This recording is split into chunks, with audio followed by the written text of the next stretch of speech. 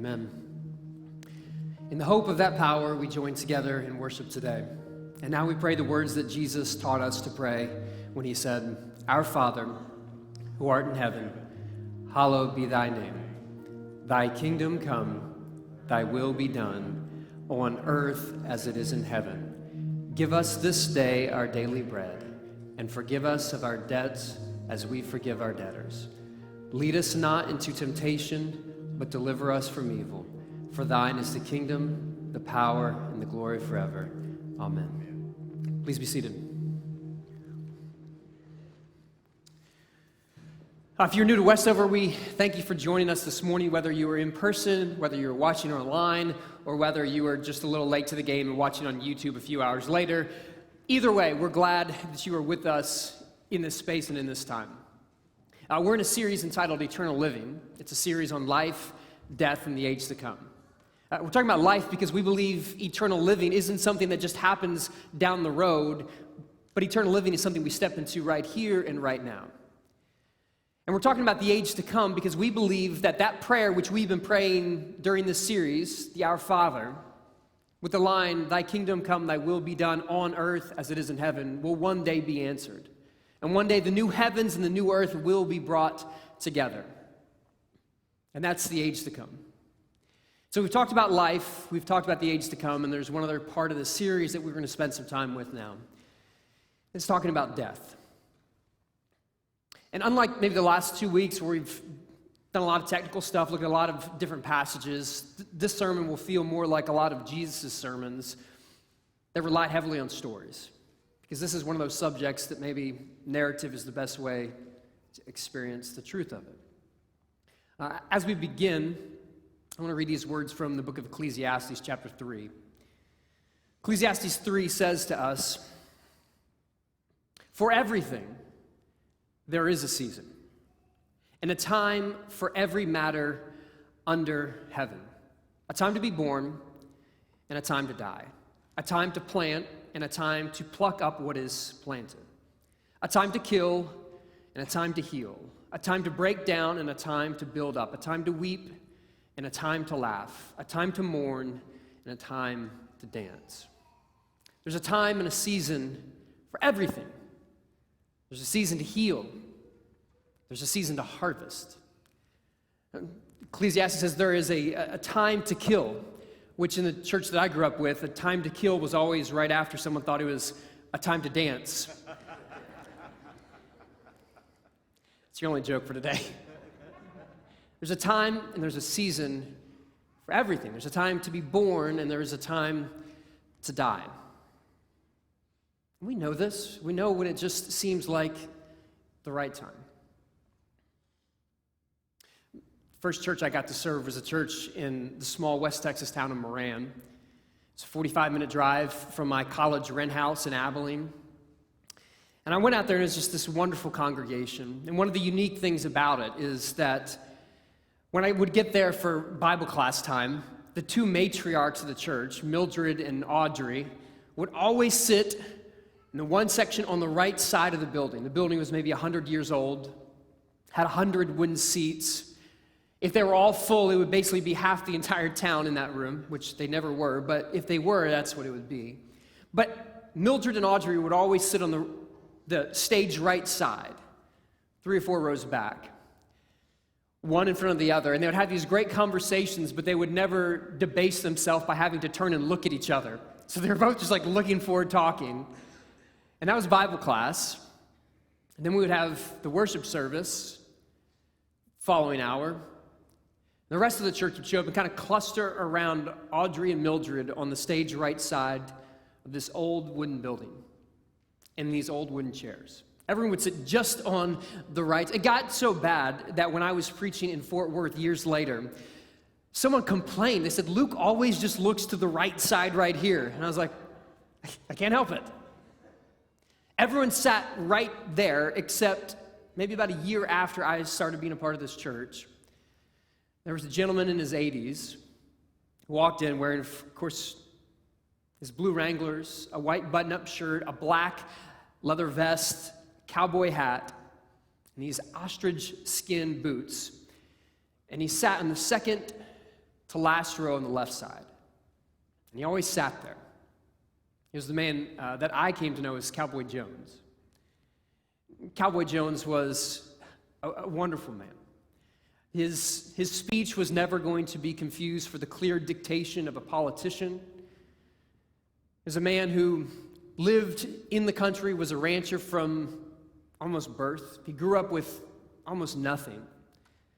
He told me a story once of growing up with such hunger that he once went into a neighbor's pasture and literally drank right from a cow, like right from the spigot. It's a type of hunger that's completely foreign to me. I mean, it's utterly foreign to me.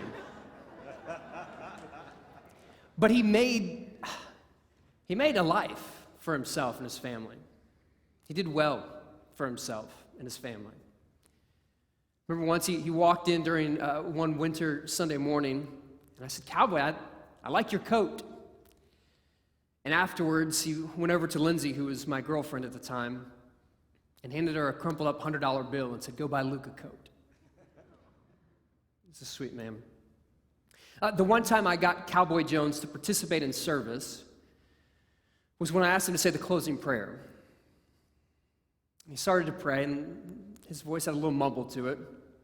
He was mumbling through this prayer, and then he mentioned his late wife, and his already mumbled voice just came to a halt. You just hear the emotion, and he just stopped, stood up, and just walked out of the room, just left the building. That was it for church and for him that morning. 7 years after I stopped being a part of this church, I get a call from Cowboy's daughter. At the time, I'm working at a church in Fort Worth, and she calls to invite me to fly out to Hobbs, New Mexico, to officiate Cowboy's funeral. So a few days later, I had the honor of standing in front of a room of ranchers to memorialize Cowboy. And it was fitting that just minutes after the service ended there, he was taken by horse and buggy to be placed in the ground next to his wife. The man who always wanted to sit where he wanted to sit finally was at rest where he wanted to rest. It was fitting for that. And it was fitting that at the very beginning of the service, I said, "We are gathered here today to celebrate a life well lived." A life well lived. And I don't know why it seemed fitting in the moment, but it seems fitting afterwards as well. A life well lived. It's hard to describe because each and every one of us reflect the way that we are created. Genesis 2 tells us that God created us by grabbing the dirt from the ground and breathing into the dirt God's divine breath. And so we have within us this mixture of dust and divinity. And that's reflected in every one of us. Sometimes it just seems like it's a life well lived. It's right. Maybe because, as Ecclesiastes says, there is a time and a season for everything, including to die. And when it seems like the right time and the right season, it just seems right to say this is a life well lived. But each and every one of us know that it doesn't always feel that way. It doesn't always feel that way. You know this. 2 years ago, I woke up in the morning. It was 4 o'clock. It was too early for me to be awake, and it was too early for my wife, still wearing her scrubs from the night shift that she was working, for her to be home at 4 in the morning. And she said 2 words that didn't make sense to me. She said the word Greg and suicide. And it was too early to be awake, and those 2 words were too foreign for me to make sense of them. Greg, as many of you know, was an elder at this church. He was also my father-in-law's best friend. He was the father of my sister-in-law's childhood best friend. He was the one elder at Westover who, before I became a part of this church, I already had his number in my phone. Because he didn't just treat me as Zane's son-in-law, but he treated me as a friend. More than one occasion, he talked me out of bad decisions that I was going to make. And so somehow at 4 a.m, I'm supposed to process what many of us had to process, that Greg's life ended in suicide. And over the next few days, I said a lot of things. I said mental health does not discriminate. Just because you are a Christian or just because you're a Christian leader doesn't discriminate. But it also doesn't define. I said that. I said for a moment, Greg believed a lie, but that doesn't discount that the entirety of his life was built upon the truth. I said that. I said, I said this doesn't define Greg any more than cancer defines someone else. I said a lot of things, but in that moment, I didn't say we are gathered here today on that Tuesday morning during his service. I didn't say we're gathered here today to celebrate a life well lived, because it just didn't feel right. Because it wasn't the time and it wasn't the season in which we were supposed to be memorializing this good person. It seemed more like what Mary Oliver said when she said, "Doesn't everything die at last and too soon?" It seemed too soon. And the lives that end when it doesn't seem like it's the right time or the right season are the ones that are most unsatisfying.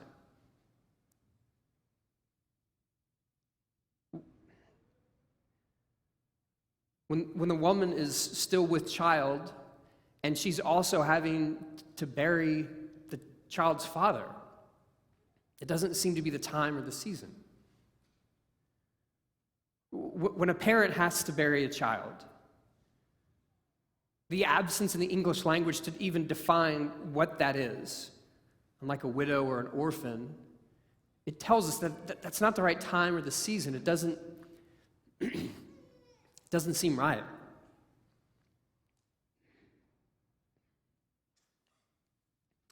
I believe that the centerpiece from which life should be lived is contentment. That all of life is to be lived from this posture of contentment. And I'm not the only one. Paul writes about this in the book of Philippians. Paul says this in Philippians. He says, "Not that I am referring to being in need, for I have learned to be content with whatever I have. I know what it is to have little, and I know what it is to have plenty.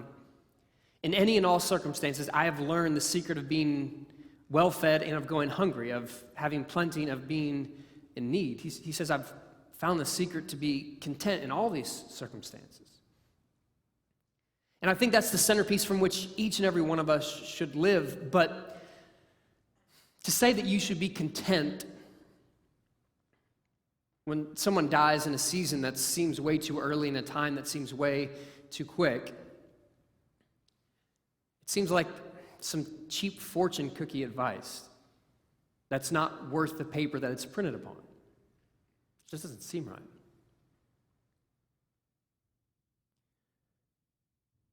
A little over 5 years ago, when I just became a part of this congregation, the Wishard's son, Grant, had passed away, and at that time I hadn't gotten the privilege of really getting to know them that well.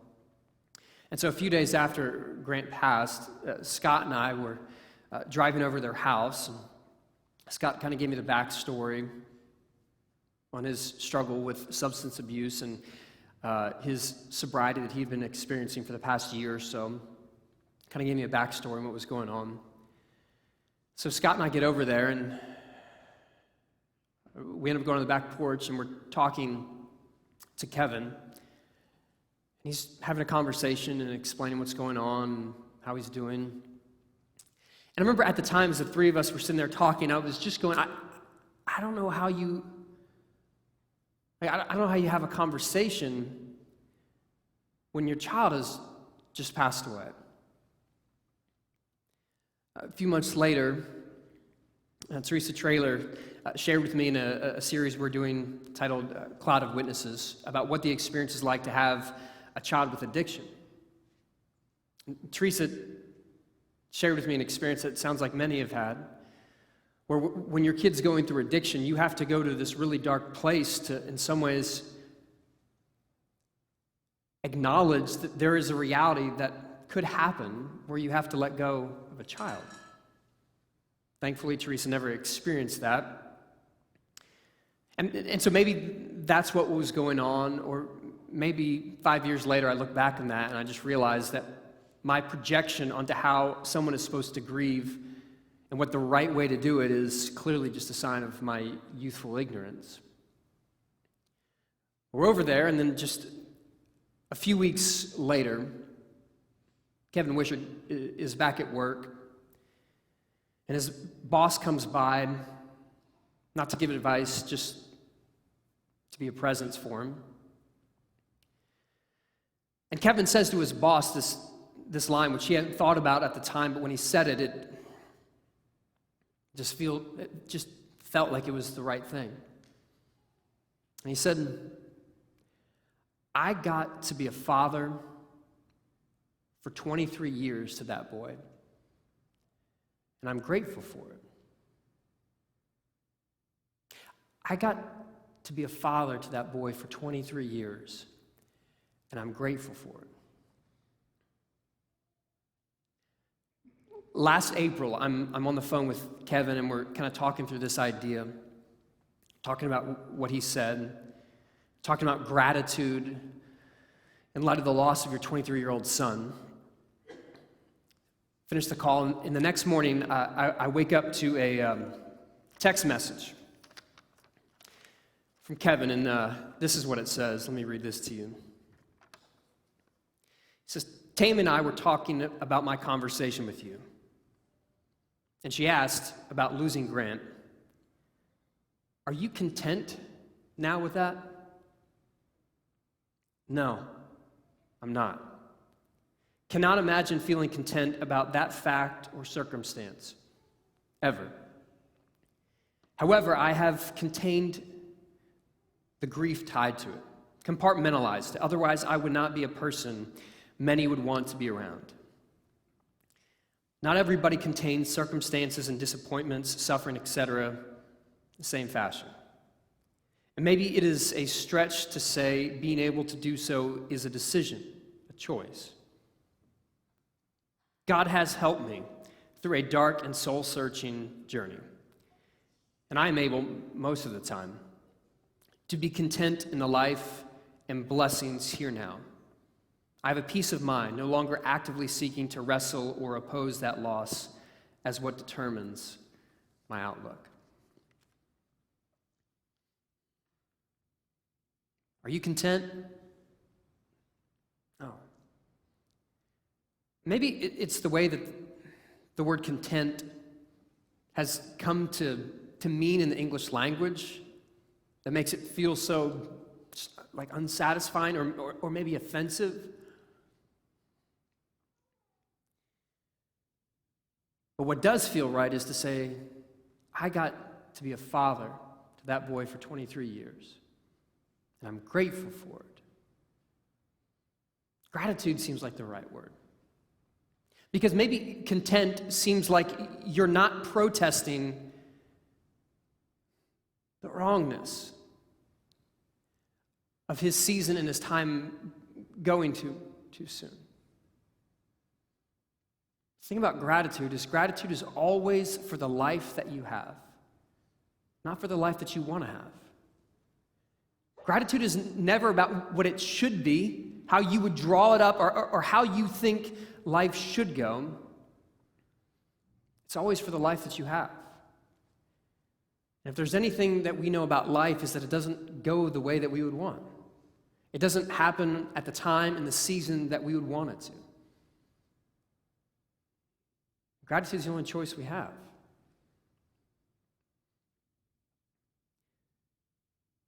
My father-in-law's brother, it was August when he went in, realized he had a brain tumor, Seemed like within hours he had brain surgery. And his love was still there, but it wasn't the same. And then a hard 6 months later, he took his last breath in this age. So that was February. And then 10 months later, family gathers together for Christmas. There's 20 people in the kitchen, everyone circled up to say a prayer before a meal. And there's this cavernous hole in the room that everyone feels. So Lindsay's grandfather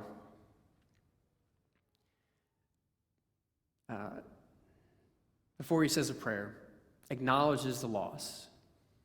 And he says, I'm glad for the years that we had with him. I'm glad. Gratitude. So that sermon that I was working on last April's when I was on the phone with Kevin, when I got that quote. And it was originally a sermon that was supposed to be preached in the series on the Prodigal Son, the Distant Country series, a series about gratitude. And a couple days after I'm on the phone with Kevin, I get a call from my uncle telling me that my mom had passed away. And I just didn't feel like preaching that right then when it was supposed to be preached. It didn't seem like it was right for me because I wasn't there yet. And I think that the most unsettling part of the loss that I experienced with my mom is that for the majority of my adult lifetime, my mom's chronic illness drastically affected the life that she was able to have, my dad was able to have, and what our family looked like. So she never was here on a Sunday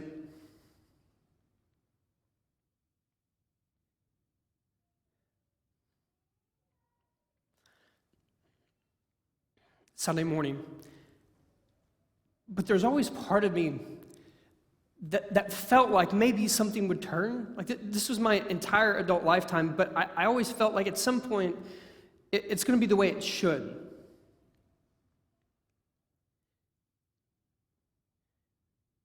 But it never was. It wasn't what I thought it was ever supposed to be. And so last spring is sitting on the back porch of some friend's house in Buffalo Gap, and we're doing a socially distanced funeral. We were just a couple miles away from where my parents had their first date 48 years before. And I started my mom's funeral by saying we've gathered here today to celebrate a life well lived. And it's a line I wish I would have said 2 years before